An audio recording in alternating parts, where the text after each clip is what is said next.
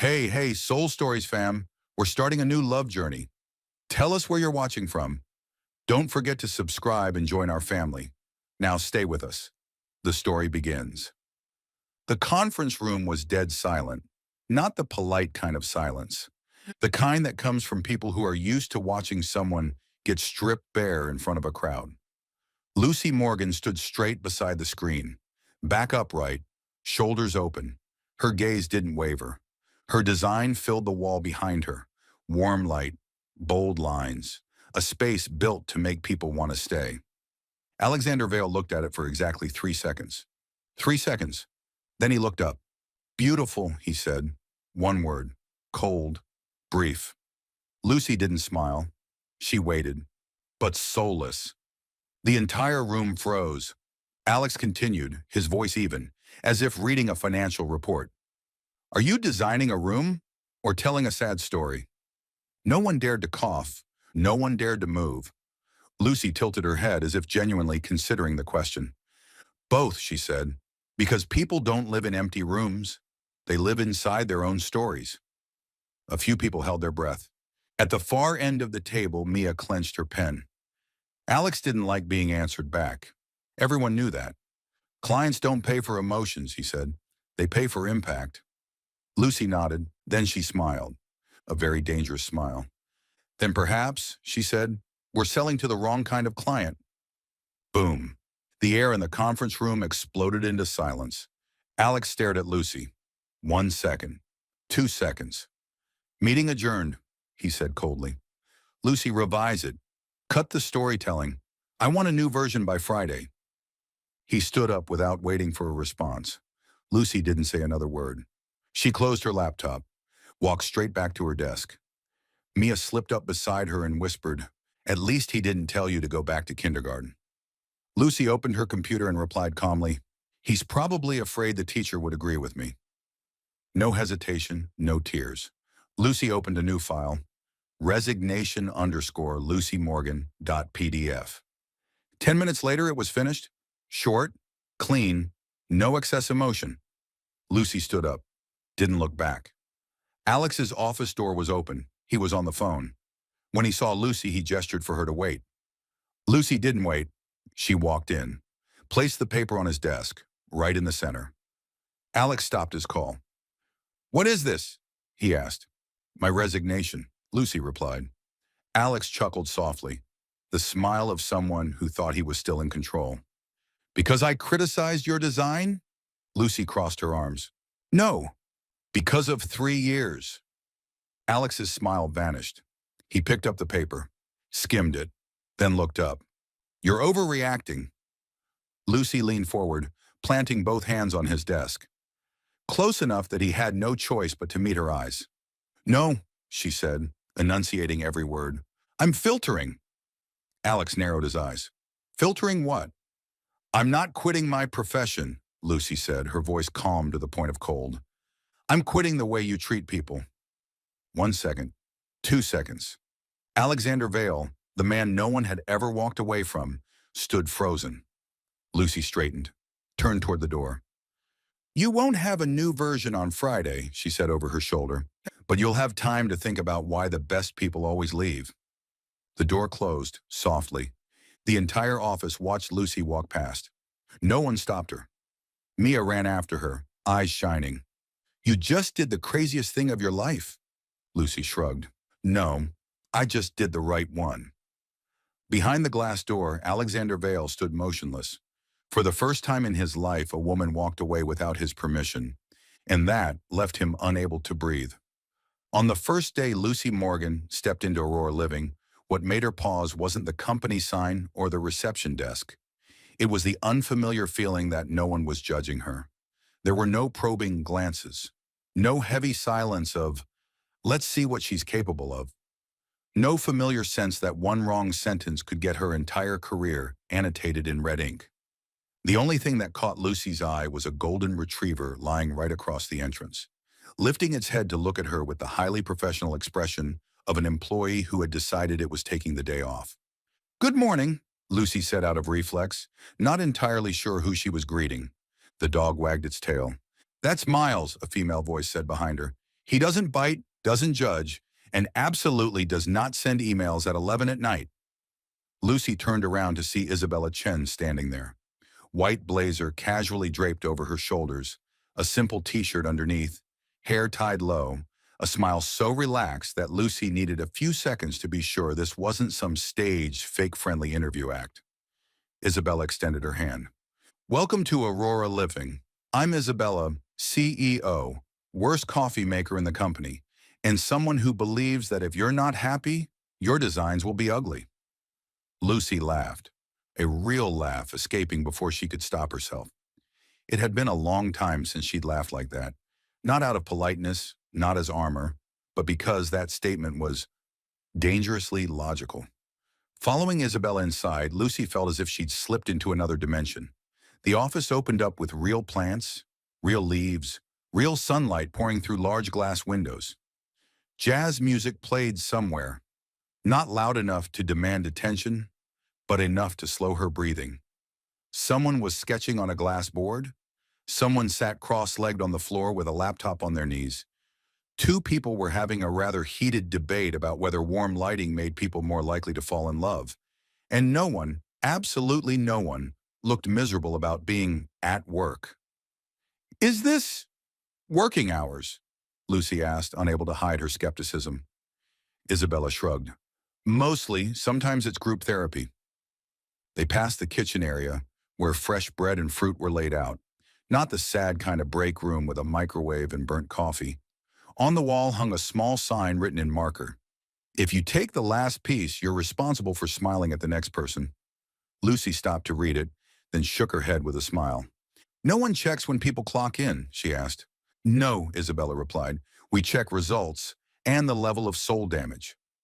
Lucy didn't know how to respond to that, so she simply nodded, carrying with her the strange feeling that maybe some places really did operate differently from anything she'd known before. Lucy's desk was near a window, flooded with natural light. A small potted plant already sat on the surface, along with a handwritten name card, Lucy Morgan, Spatial Experience Designer. Isabella mentioned almost casually that she'd always believed people who designed spaces needed to live in decent spaces first. Lucy set her bag down gently, as if afraid of breaking the moment. Oh, and there's only one rule, Isabella added. If you have an idea, you have to say it, even if it's not perfect, even if it's silly, even if it makes you a little embarrassed. Lucy let out a soft laugh. I just left a place where sharing ideas was basically career suicide. Then welcome to the opposite, Isabella said, without a hint of sarcasm. Lucy's first meeting unfolded in a way that nearly made her think she was being pranked. No one sat at the head of the table. No endless PowerPoint slides. No one is saying, that idea isn't feasible. Just a circle, coffee, cookies, and one very simple opening question. Lucy, what do you think? She froze, genuinely. Opened her mouth, then closed it again. You mean, I'm actually being asked? The question slipped out before she could stop herself. A curly-haired guy sitting across from her laughed.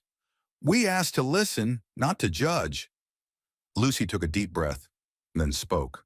She talked about light, about a sense of safety, about how people don't just need to see a space, they need to inhabit it. No one interrupted her. Some nodded, some took notes, some blurted out that they'd never thought about it that way before. When Isabella concluded that Lucy would lead that part of the project, Lucy nearly asked, Don't we need approval from 3 levels of management? Isabella just smiled. You're the expert. We trust you. Trust. A short word. But Lucy realized she'd forgotten what it felt like to hear it in a work setting. At lunch, Lucy ate with everyone out on the sunny balcony. Miles lay at her feet, his head resting on her shoe as if he'd decided she belonged here. Mia texted to ask if she was okay. Lucy sent back a photo of the office and typed, I think I forgot I even knew how to smile like this. The afternoon drifted by slowly. The jazz shifted to a slower track. Lucy sat refining a new sketch. No one rushing her, no one checking in. Just her, the light, and a familiar feeling she hadn't touched in a long time. The feeling of being exactly where she was supposed to be. Lucy leaned back in her chair, eyes closed for a single breath. For the first time in a long while, she didn't need to be on guard. And somewhere in her chest, an old but familiar laugh was quietly making its way back. Not forced, not cautious, just hers. If there was one thing Lucy Morgan learned during her months at Aurora Living, it was this. Talent does not bloom in fear. It blooms in trust. And when placed in the right soil, it doesn't just grow, it ignites. Lucy had never worked this much and felt so light. Ideas came faster than her morning coffee. Her sketches were no longer dissected to hunt for mistakes, but unfolded to uncover potential. She was given major projects, trusted with authority, and asked for her opinion not to check a box, but because people genuinely wanted to know what she thought. Meetings ended with laughter, emails ended with thank you, and workdays ended without Lucy having to ask herself whether she had done something wrong. Success arrived quietly but firmly. A light-filled resort she led was mentioned in the press. A major client signed a contract extension after Lucy herself presented the concept. Isabella joked that Lucy brought a sun effect to Aurora. Wherever she stood, people began to believe that good ideas were worth pursuing to the very end. Lucy only smiled, but inside she knew she was living days she had once never been allowed to dream of. Being recognized, being trusted, giving everything to her craft without having to defend herself. Then that morning arrived, light like any other morning, until it wasn't. Isabella called everyone into the large conference room.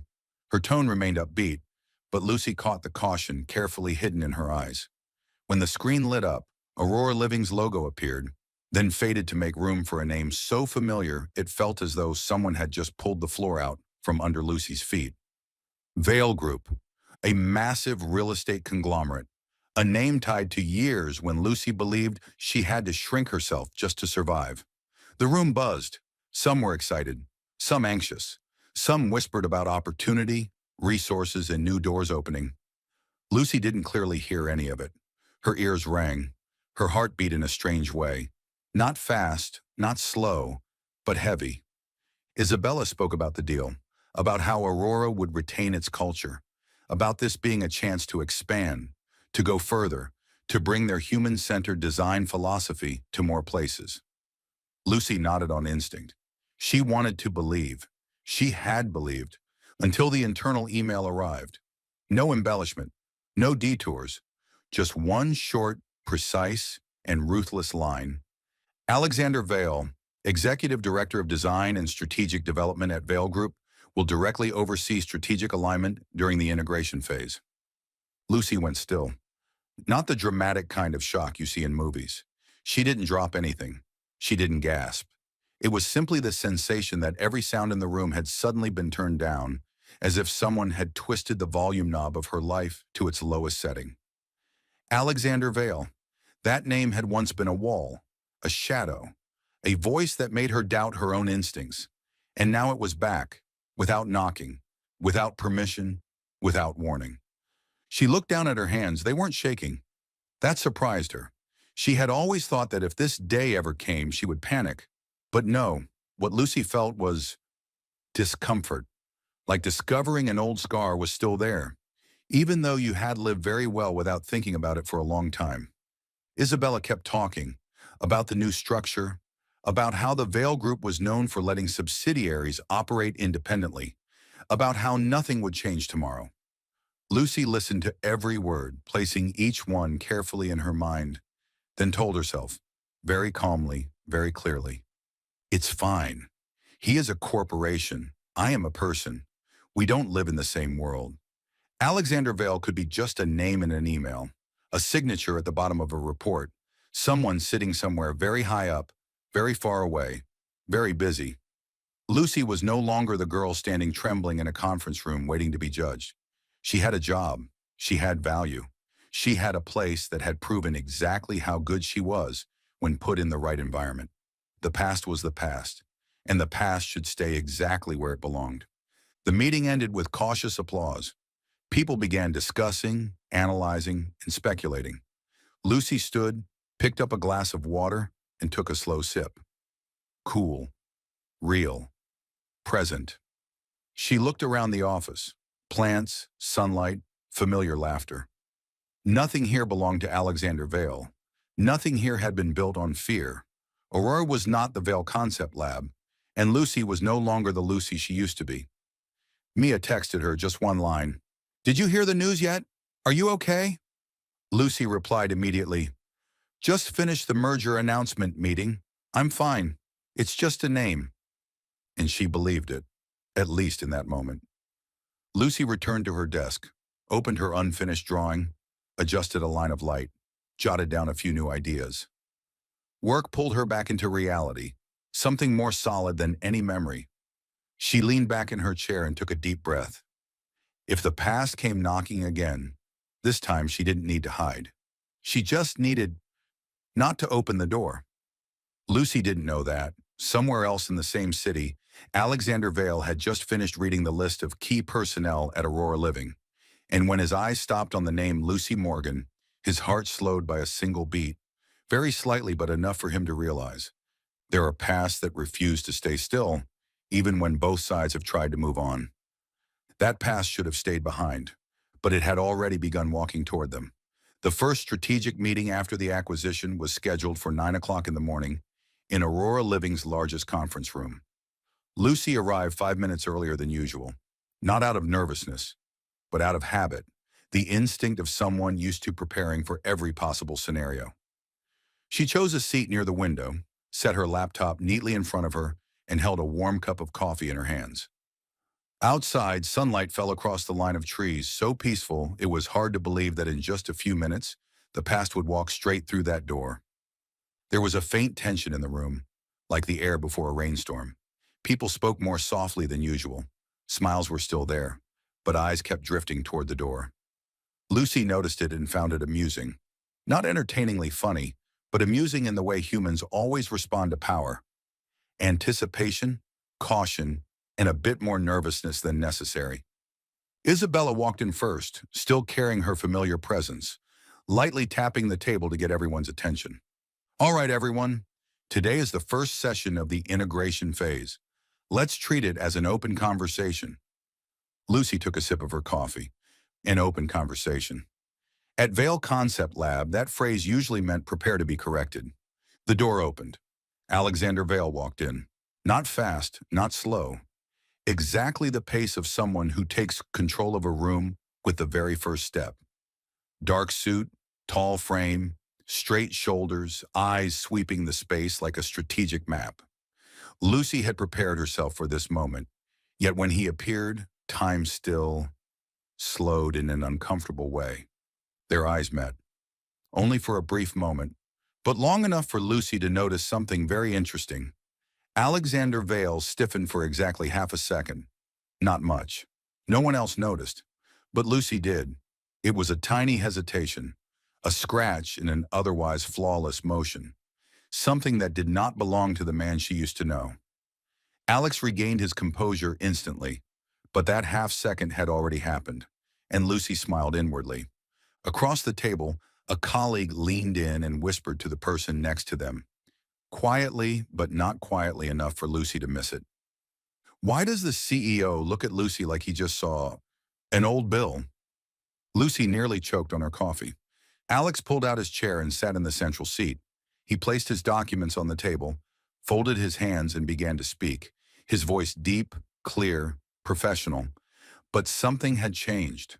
There was no longer a blade hidden in every sentence. No subtle pressure designed to make others doubt themselves. He was simply talking about work in the most literal sense. "Thank you all for being here," Alex said. "Aurora Living is a company with a very distinct identity. My role here is not to change that, but to understand it." Lucy looked up at him for the first time since he'd entered the room. The face was still sharp, still tightly controlled, but his eyes were no longer as cold as she remembered. They were cautious, as if he were stepping onto unfamiliar ground, unsure which parts would hold and which might collapse.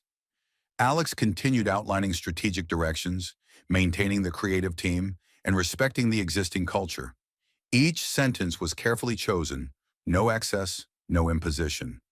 Lucy listened, focused enough to do her job, alert enough to observe. When it came time for open discussion, Isabella turned to Lucy. "Lucy, you're leading the lighting experience project for the Northern Resort. What do you think about the integration approach? A brief silence followed. Lucy felt Alex's gaze shift toward her, not probing, not challenging, but waiting, truly waiting. She set her coffee down, her voice steady. If Vail Group wants to optimize efficiency, the most important thing is not to optimize emotions. What makes Aurora different is that we design for people, not just for the market. No one interrupted. Alex gave a small nod. I agree, and that's exactly why we chose Aurora. Lucy was surprised by his response. She realized she didn't need to be on guard, didn't need to brace herself for a counterattack. His answer wasn't a trap. It was a period. The meeting continued, smoother than anything Lucy had imagined during the anxious days leading up to it. When it ended, people stood up, chairs scraping softly, the atmosphere loosening like a collective exhale. Alex stood last.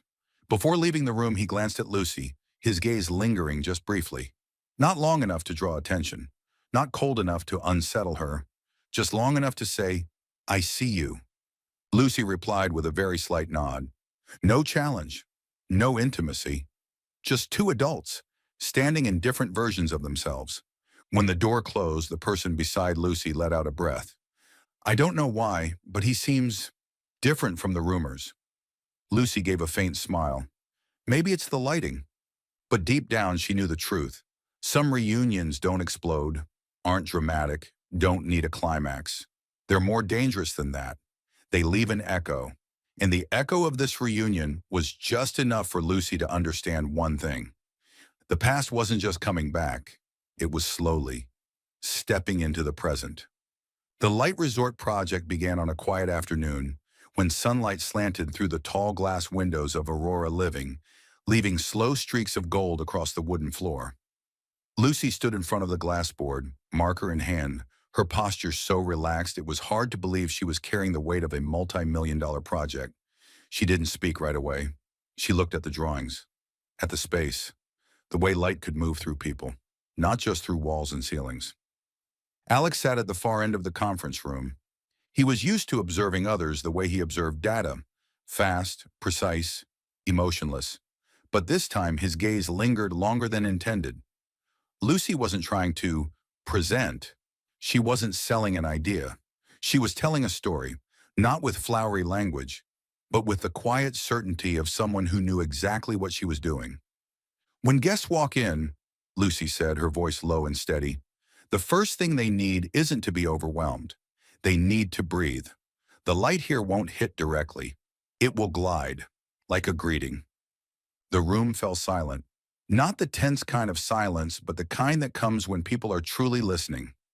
Lucy turned and drew a curved line on the board.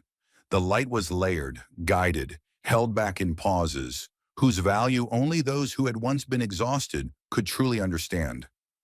Alex noticed something that unsettled him in a strangely uncomfortable way. No one was watching Lucy, waiting for her to make a mistake. They were watching her because they trusted she would lead them somewhere worth going. She asked questions, but not to control. She listened without surrendering leadership. She refined other people's ideas, not diminishing them, but making them better. Alex had always believed leadership meant standing at the center. Lucy led by opening the space around her. When a young architect hesitantly offered an opinion, Lucy didn't interrupt. She nodded, asked a follow-up question, and carried the conversation forward so the idea no longer stood alone. When someone disagreed, Lucy didn't grow defensive. She smiled, tilted her head, and asked, if that's the case, how will the guest's emotional experience change? The question made the entire room pause, not because it was forced, but because it was right. Alex sat there, his fingers interlaced, and for the first time in a very long while, he couldn't find a flaw. Not because Lucy was perfect, but because she was right. A rightness that didn't come from pleasing authority, but from understanding people. Lucy was no longer a woman standing tall, enduring. She stood tall because she no longer needed to bow. The light in the room reflected across her face, softening her features without dulling the sharpness in her eyes. She shone not because she wanted to be seen, but because she was standing exactly where she belonged. Alex felt his throat go dry.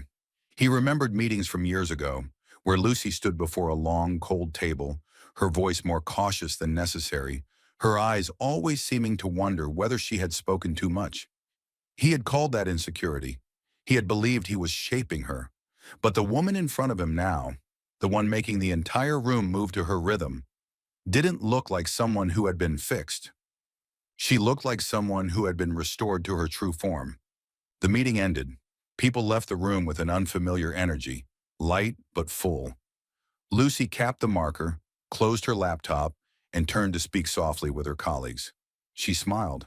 Not big, not deliberate. The easy smile of someone who had just finished doing what she loved. Alex stood up more slowly than usual. He watched Lucy step into the sunlit hallway. No one avoided him. No one seemed cautious. But Lucy didn't turn back to look for his gaze. She no longer needed that kind of validation. And that, of all things, hurt him in a way he couldn't quite name.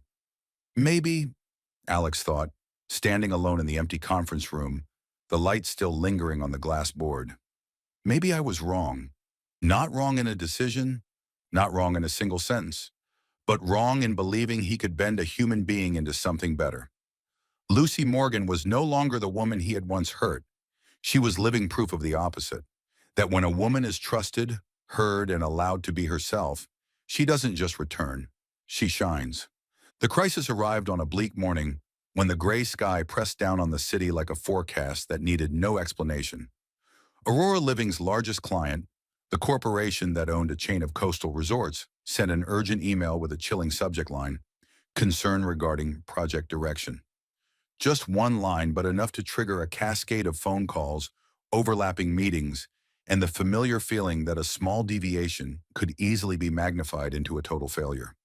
Lucy read the email 3 times, not because she didn't understand it, but because she understood it all too well.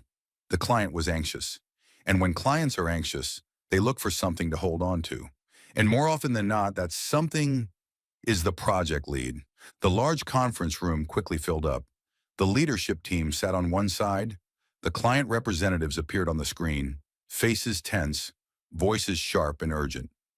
Questions came rapidly about the lighting strategy, about commercial viability, about whether Aurora was straying too far from what was easy to sell. Lucy stood there, back straight, hands resting lightly on the table, listening to every word. No deflection, no hasty reactions. She was used to this feeling. So used to it that her body automatically raised its familiar defenses, even though her mind knew this was no longer Vail Concept Lab. Alex sat opposite the leadership team. Lucy noticed he was silent longer than usual. He didn't jump in. He didn't interrupt. When the client finished with a pointed remark suggesting that perhaps Aurora should reconsider who is leading the creative direction, the room seemed to hold its breath. Alex looked up. No, he said. One word. Short. Clear. No raised voice. Lucy's gaze flickered. The issue here isn't direction, Alex continued, his voice low and steady, but expectations that weren't clearly aligned from the start. This project was signed based on an experience-driven design philosophy, and Lucy Morgan is the person who understands that philosophy most deeply on this team. Lucy turned toward him, unable to hide her surprise. Alex didn't look at her. He looked straight at the screen, where the client representative was frowning. If we want to change direction, that's a strategic discussion, not a search for someone to blame. And I will not allow an individual to be placed in that position. The atmosphere in the room shifted. The sharp edges softened. The pressure was no longer aimed at Lucy. The leadership team began asking different questions. How to adjust, how much to adjust, how to adapt without losing identity. Lucy listened, answered when asked, but for most of the time she simply observed. Alex was doing something she had never seen him do before. He was standing with people, not in power. The meeting ended after nearly 2 hours. Exhausting, but not destructive. As people filed out, Lucy quietly gathered her documents. She didn't know what she was waiting for, or what she was avoiding, until she realized that only 2 people remained in the room. Alex closed the door. The sound was soft, but enough to make the room feel smaller. He stood there for a few seconds as if rearranging something inside himself. When he spoke, his voice was no longer that of someone running a meeting. "I didn't see you properly," he said, slowly, clearly, with no padding in front of the words. Lucy froze. The sentence wasn't loud. It wasn't dramatic. But it landed exactly where she had sealed everything shut for years. Before, Alex continued, his eyes fixed on some invisible point on the conference table, "I thought I was pushing you to be better. I thought being harsh would make you stronger. But today, I realized I was wrong." Lucy inhaled. Not deeply, not shakily, but inside her chest, something was striking against the walls, demanding to be named. "An apology doesn't erase the past," she said immediately, her voice sharper than she intended. "What happened doesn't disappear just because you say those two words." Alex nodded. No rebuttal, no justification. "I know." Silence stretched between them, not tense, not gentle, just real. Lucy turned away, taking a few steps toward the window. Outside, the sky was still gray, but the light felt less heavy. She didn't know what she was supposed to feel. Anger? Relief? Or exhaustion at finally hearing something that should have been said a long time ago? "You don't owe me an apology," Lucy said more slowly. "You owe me something different." Alex looked up at her. "I'm trying. Not I will try, but I am." Lucy turned back. Their eyes met, this time with no power, no past standing between them. Just two people facing opposite sides of an old mistake. She nodded very slightly. "I can see that." And that unsettled her more than any apology could have. Lucy left the conference room with a strange feeling. Not forgiveness, not closure, but a small opening that had appeared where she'd once believed everything was sealed shut. She didn't believe in overnight change. She knew that. But she also knew, clearly, that the man standing there today was not entirely the man from the past. Alex remained behind alone, and for the first time, he didn't feel like he had maintained control. He saw only one thing with absolute clarity. The woman he once thought needed fixing had never been the problem. The problem was him. And Lucy, returning to her desk, placing her hand on the familiar drawings, realized her heartbeat was different. Not calm yet, but no longer locked tight. Somewhere deep inside, she began to understand this. Some apologies don't erase the past, but they can open a path that never existed before. Night fell very slowly at Aurora Living. Not the kind of night that crashes down after everyone has gone home, but the kind that lingers, unhurried, as if it too wasn't ready to leave a room still glowing with light. Lucy remained seated in front of the glass board, marker in hand, a few loose strands slipping from her high bun, her jacket draped casually over the back of her chair. The clock read just past 9 p.m., later than usual, but no one was rushing.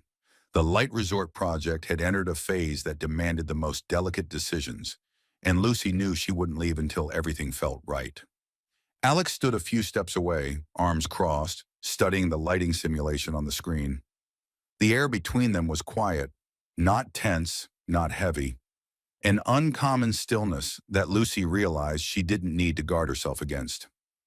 "You're sure about the warm light?" Alex asked, his voice low, not imposing.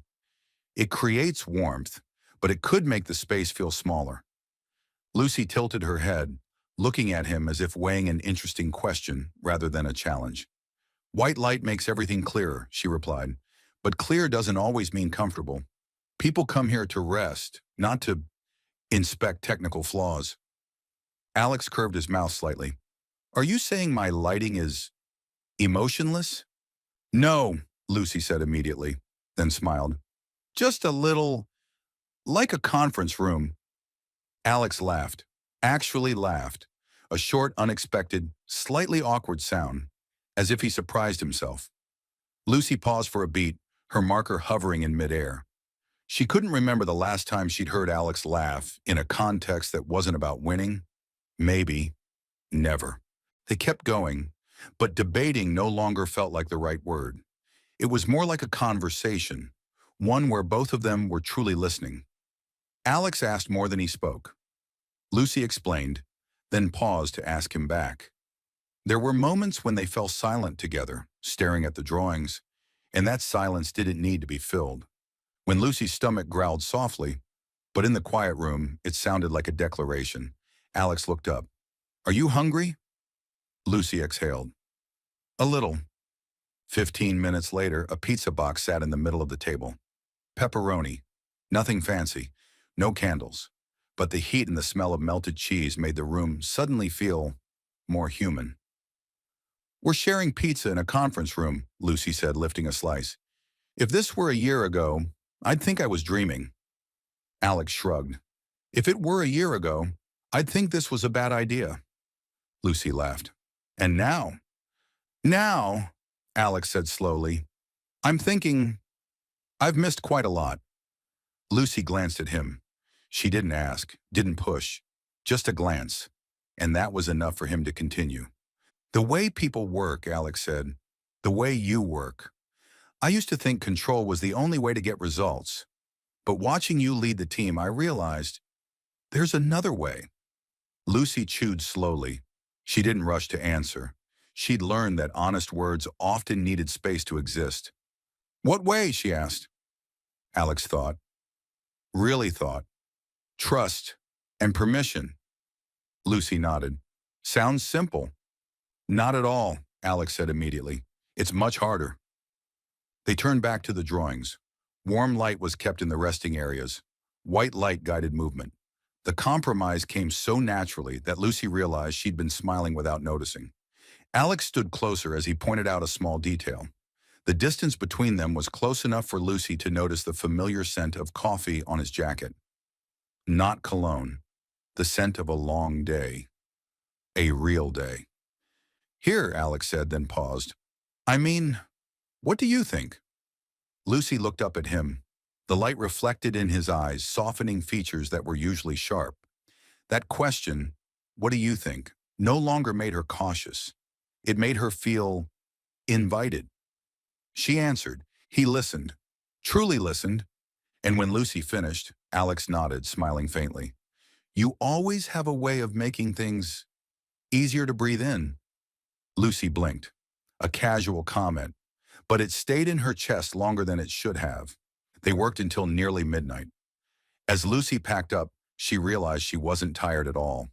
The only thing making her heart beat faster than usual was a thought that was very unprofessional, very unreasonable, and very hard to ignore. "This is dangerous," Lucy thought as she slipped on her jacket and turned off the lights. "He's really changing. He's becoming likable. Not because of grand words, not because of dramatic transformations, but because of small things. The way he asked, the way he listened, the slightly awkward laugh when she caught him out.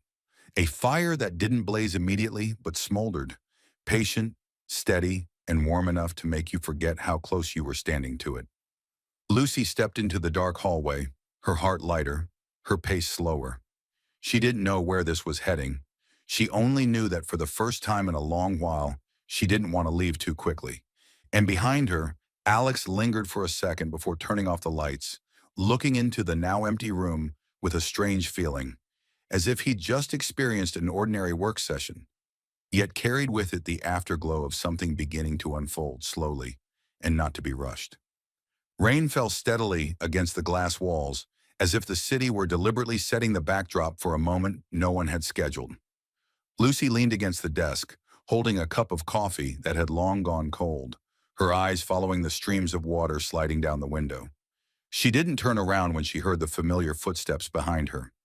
"Lucy," Alex said, his voice lower than usual. "I need to talk." "That sounds serious," she replied, still looking outside. "I hope it's not about me increasing warm lighting by 3%. Alex let out a soft laugh, then stopped, as if remembering that the reason he was here wasn't nearly that light. "No, not that." Lucy turned around. The office lights reflected in her eyes, bright, alert. "Then say it. But if you're about to give me a lecture on emotional management, I'd like to officially take a break." Alex shook his head, half helpless, half drawn in. "I like you." The sentence landed between them, so direct that even he hadn't managed to cushion it with anything else. Lucy blinked. 1 second. 2. Then she exhaled. "Oh," just one word. but Alex felt his heartbeat skip. Let me guess, Lucy continued, setting her coffee down.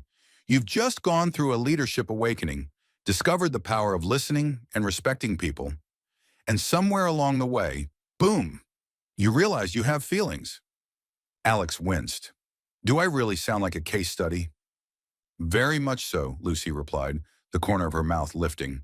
And I have no intention of becoming slide number 7 in the presentation titled Alex Vale, From Control to Empathy. He laughed, this time more freely. You're not my lesson. Good, Lucy said immediately, because I've already finished school, graduated with honors. She stepped a little closer but didn't cross the safe distance. Her voice softened, still edged with clear-headed humor. Listen, Alex, I don't hate the fact that you like me. Honestly, if there were nothing there, that would be worrying. Alex looked at her, relieved and tense at the same time. So then, hold on, Lucy raised a hand, like calling for a pause in a meeting. Feelings are not strategies, and I don't rush into contracts with things that have a history of causing damage. He nodded. I'm not asking you to rush. Then let's agree on a few things, Lucy said, her tone like she was negotiating a very important deal, and in some ways she was. 1, slow, very slow, like a snail climbing uphill in fog. Alex smiled. Slow. 2, boundaries, clear ones. If I ever have to ask myself, is this work or flirting? That's already a violation. Boundaries, he repeated seriously. 3, Lucy concluded. No impact on work, no favoritism, no special looks in meetings. If you break that, I leave, Alex finished for her. Lucy nodded. Exactly. I run very fast. A second of silence passed, then Alex chuckled softly. You know, this is the most romantic negotiation I've ever been part of. Lucy raised an eyebrow. I have a more detailed terms sheet if you need it. He looked at her, his gaze softer now, stripped of its usual calculation. Thank you for not saying no right away. Lucy shrugged. I didn't say no. I just said, carefully. She turned back to her desk, picked up her bag. Now, unless there's another item on today's emotional agenda, I'm heading out. Tomorrow I have a resort to save. Alex opened the door for her. Just before stepping out, Lucy stopped and turned back. Oh, Alex? Yeah, you're becoming dangerous. He smiled. Because I like you? No, Lucy replied, her smile half teasing, half sincere. Because you're learning how to be lovable. The door closed behind her, leaving Alex standing there, heart lighter, mind more tangled. And for the first time, he didn't want to find a way to control his feelings. He just wanted to let them move slowly, exactly the way Lucy had set the pace. The launch of the lighting project took place on a gentle, breezy afternoon when the sun had dipped just low enough for the day's final rays to blend into the resort space like a natural breath. Lucy stood quietly along the main pathway, not at the center and not seeking anyone's gaze. She simply stood there, watching how the light gradually flowed across each step, each wall, each resting space she had deliberated over for a long time before deciding. The space was not dominated, it was guided. And in that moment, Lucy knew the project had succeeded, not in a technical sense, but in something far deeper. It touched human emotion. Praise came quickly and all at once. The press called it a turning point in experiential design. Partners spoke of its subtlety, of its ability to make light know how to listen. Her colleagues beamed with pride. Some even pulled her into tight hugs. Lucy received it all with a composed smile. She was used to success at Aurora Living. Previous projects had been recognized, had made an impact. But this time felt different. Not because the scale was larger, not because the praise was louder, but because Alex was there. He didn't step in to explain the concept. He didn't interrupt any professional discussions. When someone asked him about the creative direction, Alex simply shifted slightly, his gaze moving toward Lucy, as if the answer was self-evident, standing right in front of them. When someone tentatively tested the waters, suggesting that certain details might be safer with some adjustments, Alex shook his head very lightly, his voice low but decisive. That was Lucy's decision, and I respect it. The words weren't loud, but they were clear enough for everyone nearby to understand that there was a boundary no one was allowed to cross. Lucy heard it, and her heart faltered for a brief, fleeting beat. 3 years at Vale surged back into her memory.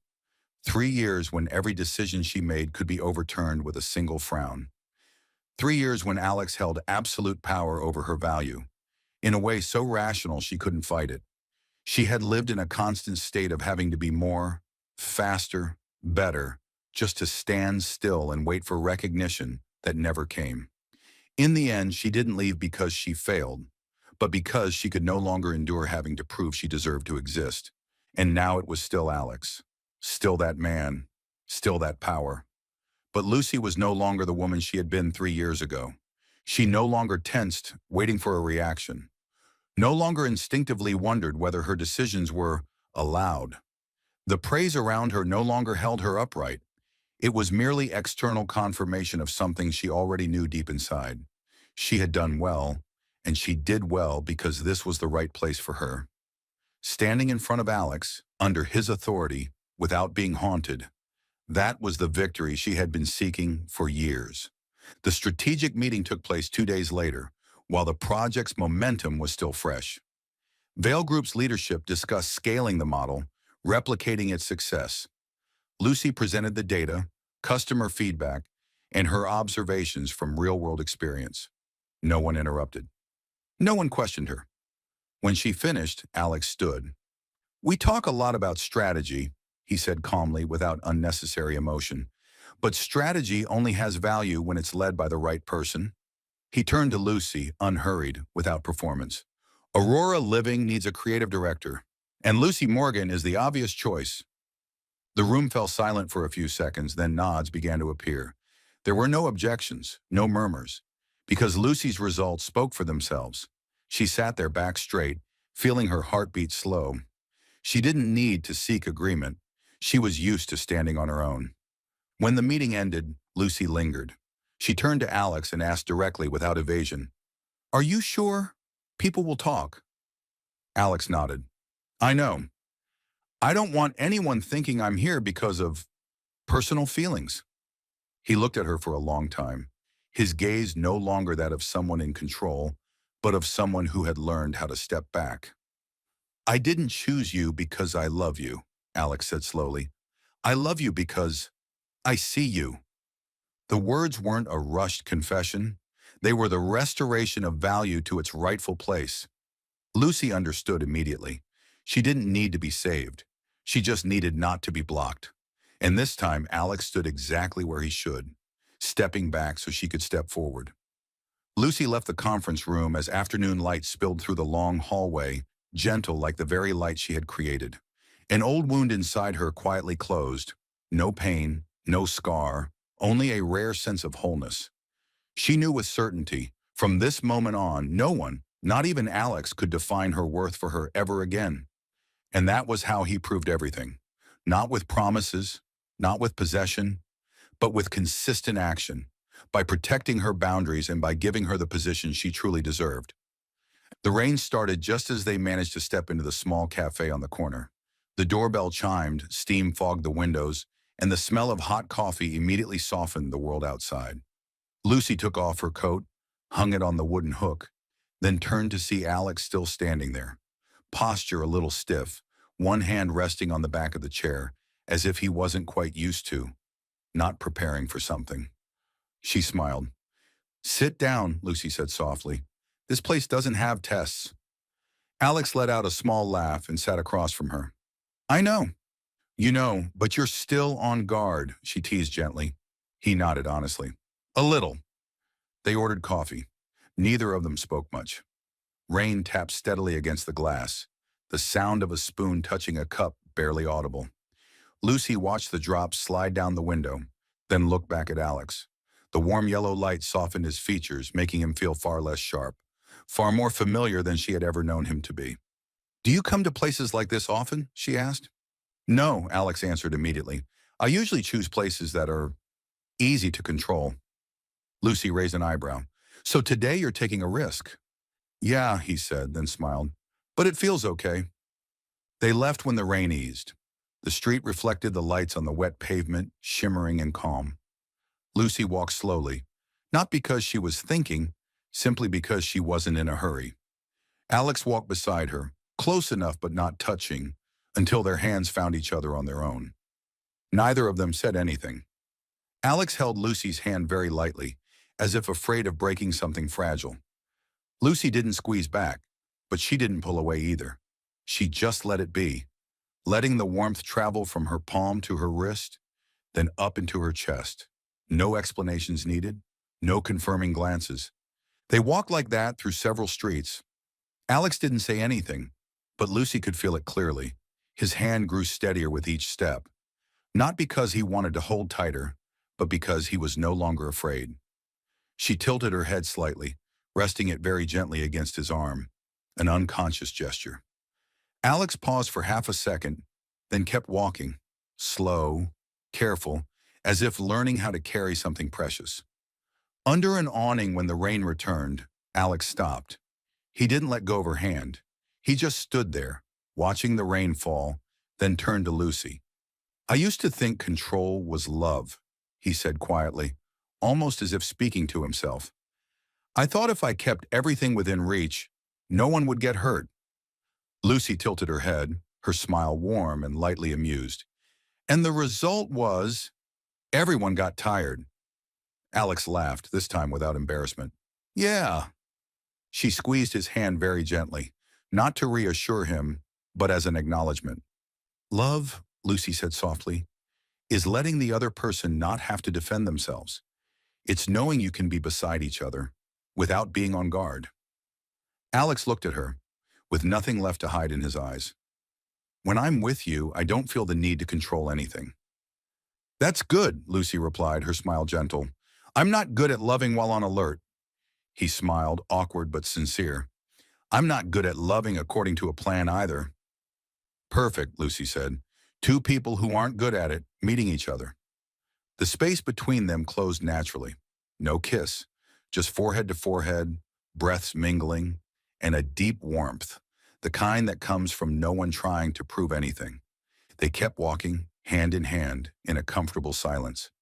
Lucy realized she didn't need to think, didn't need to guess, didn't need to protect herself. It was just a rainy evening, a warm cafe, and a man beside her, awkward, sincere, and gentle enough that she didn't feel the need to curl inward. Lucy thought, this is what love should feel like. No control, no explanations, just being there, together. Lucy couldn't remember exactly when Alex began to appear in her life as something inevitable.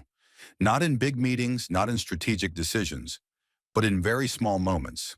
A cup of coffee already waiting on her desk late in the morning, a jacket draped over her shoulders when the office air conditioning got too cold, a short message near midnight just to ask, "Did you get home yet?" There was no confession, no boundaries drawn out loud, just two people there long enough for each other's presence to become a habit. And that was precisely what made it dangerous. That night, they worked late again. Not because they had to, but because neither of them wanted to leave yet. Lucy stood in front of the design board, her high bun slightly messy, stylus in hand, bare feet against the cold floor. Alex sat behind her, leaning back against the table, studying the simulation and shaking his head with a quiet laugh. "You know," he said lightly, "I've never seen light look this provocative." Lucy turned to him, one eyebrow raised. "Are you complimenting me or flirting in disguise?" Alex laughed. "I'm trying to do both. Apparently, I'm not very good at it." "See?" Lucy said, setting the stylus down and stepping closer. "Power doesn't help much with things like this." "I'm learning," Alex replied, very seriously. The distance between them closed without either of them noticing how. Lucy leaned back against the table, Alex standing right in front of her. No touching. Not yet. But their eyes no longer bothered pretending restraint. In the room lit only by warm yellow light, everything else seemed to fade away. Lucy tilted her head up first, not teasing, not challenging, just a natural movement, as if her body already knew where to go. Alex froze for exactly one beat. His smile faded, his gaze darkened. "Lucy," he said her name, low and slow. She didn't answer. Lucy reached up to adjust his collar. Very slowly. Very close. "You talk too much," she whispered. "I thought you were learning silence." Alex couldn't hold back anymore. The kiss came faster than thought, deep and hot, carrying all the restrained nights, the cut-off glances, the moments of turning away just in time. It wasn't tentative, and it wasn't rough. It was full, certain, and left no room for retreat.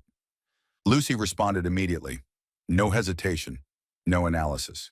She pulled him closer, letting them collide in a moment of complete loss of control. Her heart raced, her cheeks burned, but her mind was strangely calm. She wasn't afraid.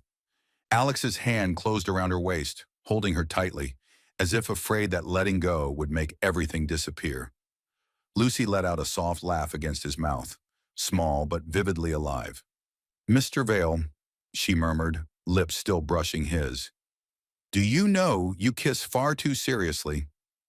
Alex's voice was rough. "I don't know how to do it any other way."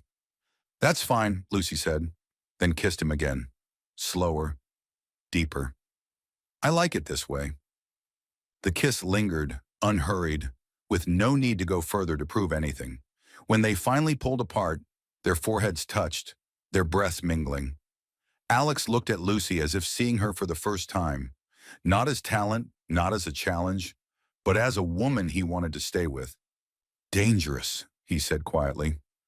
Lucy smiled, her eyes bright, warm, and very alive. "Yeah, but the kind of danger that doesn't make you want to run."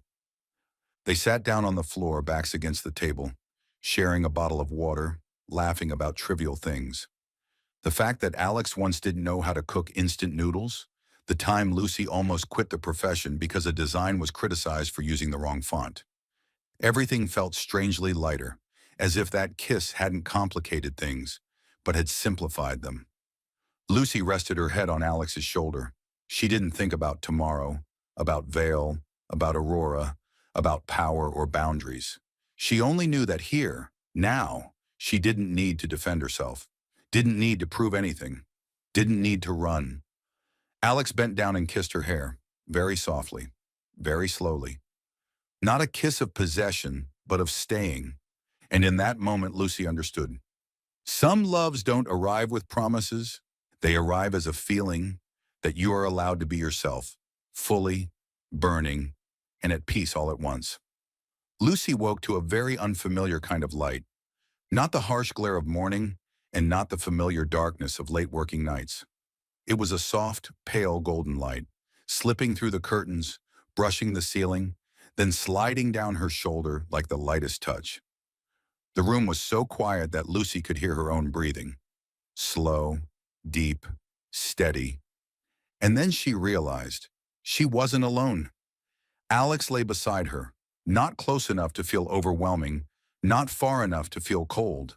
One of his arms rested loosely behind her back, not holding, not restraining, just there, solid, real. Lucy didn't open her eyes right away. She let her body register at first, the warmth, the familiar scent, the sense of safety that felt almost dangerous. Dangerous because she had never allowed herself to be still like this with anyone. Lucy turned slowly. Alex was still asleep, lashes casting shadows on his cheekbones, his face stripped of anything sharp, anything belonging to Vale Group. No control, no authority. Just a man who had burned through the night with her and was still here when the fire had briefly settled. She lifted her hand and placed it on his chest. His heartbeat was steady, strong. Lucy let out a soft laugh. "You really don't know how to retreat." Alex opened his eyes immediately, as if he hadn't been deeply asleep at all. "I have no intention of doing that." "I know," Lucy said gently. "Neither do I." There was no rushed kiss, no verbal confirmation, just their eyes holding each other long enough for the fire to return. Low, hot, needing no spark. Lucy leaned forward, forehead touching his, breaths intertwining, and this time, she didn't wait for him to lead. Alex inhaled sharply, his hand tightening around her waist, for the first time without restraint. Lucy felt that response clearly, and in that moment she understood. This was no longer a moment of crossing a boundary, but a choice to stay on the other side of it. "Lucy!" Alex said, his voice hoarse, barely controlled. If this feels too fast, she pressed a finger to his lips, cutting him off. Don't ruin it with reason.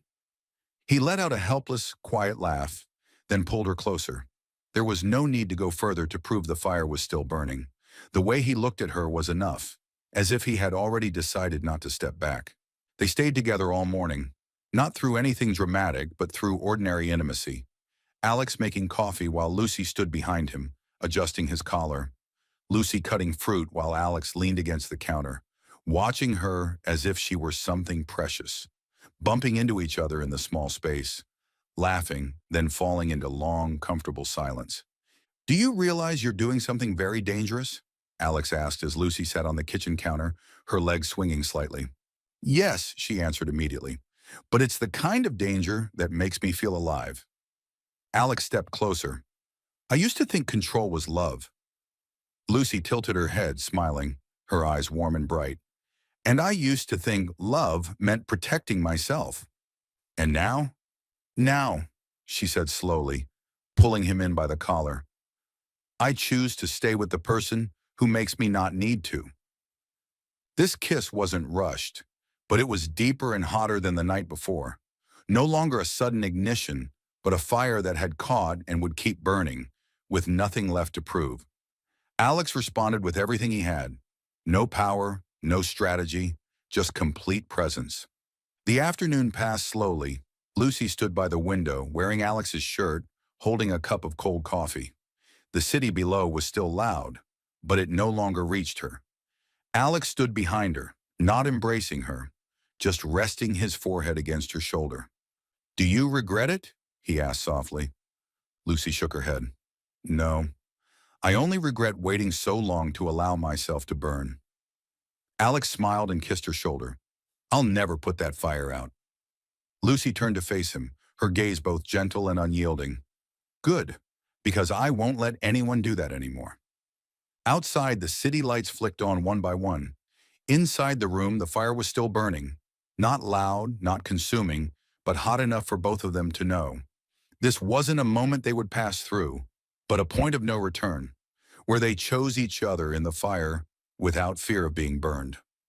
Aurora Living had been mentioned in the press more in the past 6 months than in the previous 3 years combined. Not because of scale, not because of the budget, but because of the design language. People began calling Aurora the place where light has emotion, the company that transformed living spaces into emotional experiences. Interviewers no longer asked Lucy Morgan how she achieved success, but why she dared to trust her emotions in an industry as cold as this one. Lucy's answer was brief. Because I never believed beauty should have to ask for permission. She stood on the stage of an international design conference, wearing a simple dress, the lights falling just softly enough. Below her were people who had once doubted her, measured her by old standards, and called emotion a weakness. Lucy didn't look at them with a sense of victory. She no longer needed that.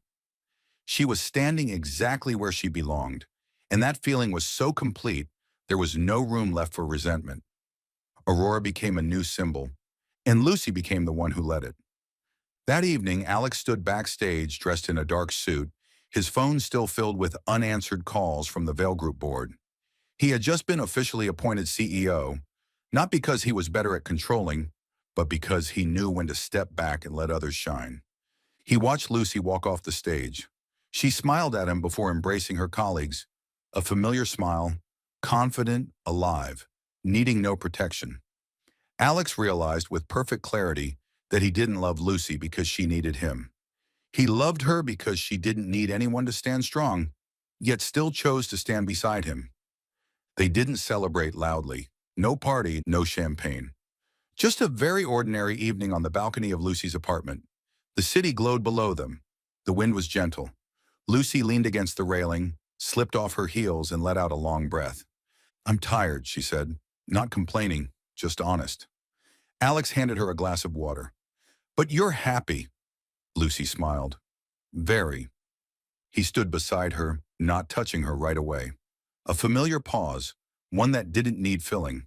Then Alex turned to her, his gaze no longer awkward as before, but still unmistakably sincere. "Lucy," he said, no raised voice, no ceremony. "I have a question." She turned to him, lifting an eyebrow. "Sounds dangerous." "I know," Alex smiled, "but I don't want to wait until I'm perfect. I just want to ask while I'm most myself." He knelt down, not slowly, not dramatically, just one decisive movement. Lucy froze for exactly one heartbeat. Alex looked up at her, his eyes strangely calm. "I'm not proposing because I need you. I'm proposing because my life is better with you in it. Because I want to wake up every day beside a woman who reminds me that power means nothing if it isn't shared." Lucy didn't cry. She laughed, a very Lucy laugh, trembling and alive all at once. "You know," she said, one hand resting on her chest, "I used to think that if one day you ever knelt in front of me, I'd make you explain a lot." Alex curved his mouth. "And now?" "Now," Lucy said slowly, bending down to look straight into his eyes, "I don't need you to prove anything anymore." She placed her hand over his, steady, certain. "Yes," Lucy said, "I'll marry you, not to become someone else, but to continue being myself, with you." Alex stood and wrapped his arms around her. Not tight, not possessive, just enough for both of them to feel it clearly. This was a choice, not an obligation. 1 year later, Aurora opened a new headquarters. Vale Group restructured under a very different leadership philosophy. Lucy and Alex didn't appear in the media as a so-called power couple. They didn't need to, because truly strong people don't need to be named. They only need to stand in the right place and choose each other once they are already whole.